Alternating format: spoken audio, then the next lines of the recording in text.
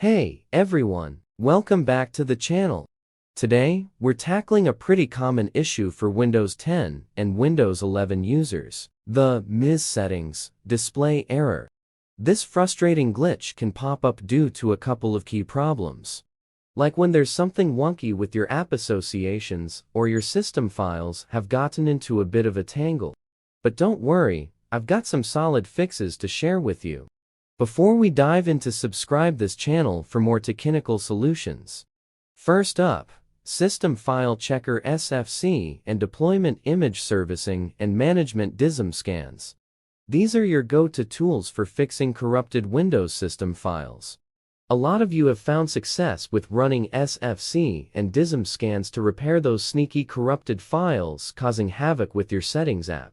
Next, we're gonna talk about registering UWP apps using PowerShell commands. If your universal Windows platform apps are crashing or not starting up, this trick can get them back in line. It's all about using some specific commands to get Microsoft Store apps back on track, especially when you're stuck and can't access your settings. And of course, updating Windows. This one's kind of a no-brainer, but keeping your system updated is key to ironing out those annoying system errors and boosting your system's overall stability. If that doesn't do the trick, consider creating a new user account. Sometimes the issue might just be with your current user profile. Setting up a new administrator account and moving your files over could be the answer to your prayers.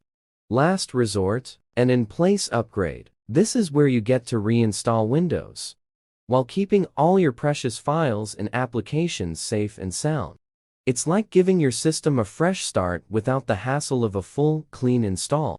Each of these strategies is designed to fix different root causes of that pesky MIS settings display error. From those corrupted files and app issues to problems with your user profile. Stick around for more helpful tips, and don't forget to hit that subscribe button for more troubleshooting guides just like this one. Catch you in the next video.